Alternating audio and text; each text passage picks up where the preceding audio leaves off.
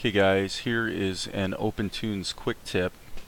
I was just messing around with this shot and contemplating how do I add a post-processing effect to all of the levels.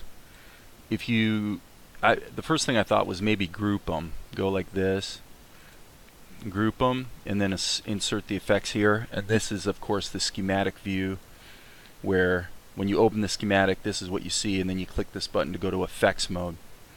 So this is for dealing more or less with hierarchies. This is for dealing with post-processing, you might say.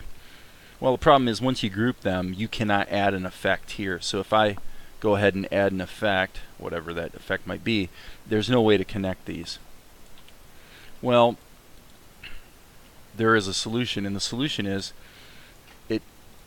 I really wasn't thinking that, the output that we see and the xsheet are two different things. So why not just take the entire output from the xsheet, pass it through to here to the output, and that was what solved the problem. Now, I will say that in a lot of cases, this would not be a perfect solution because maybe you want to include some columns or levels in the post-processing and some not.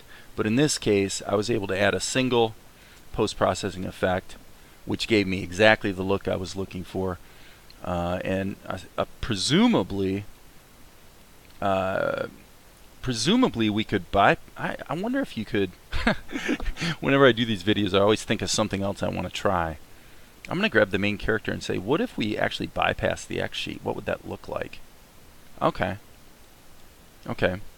So you could probably combine these. I don't know if you can create a second xsheet. Let's see here. You can have another output. Let's see what that does. Okay, so that creates this output, and this goes to this output.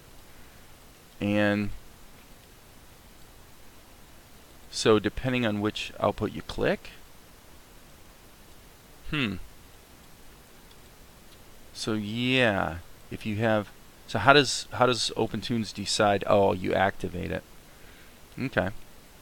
So then I assume if we went like this,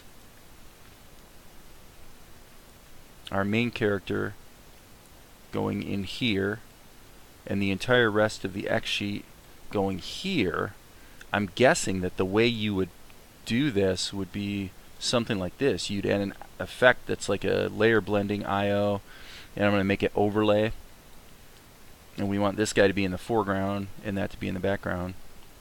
And then that's what we want to send to our output.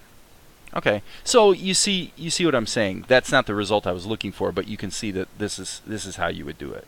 So as you just saw, I also have wisely activated autosave here in OPENTOONZ as well. So anyway, there's your quick tip for the day. If you want to do a color correction to an entire xsheet, you just put it between the xsheet and the output, and you're good to go.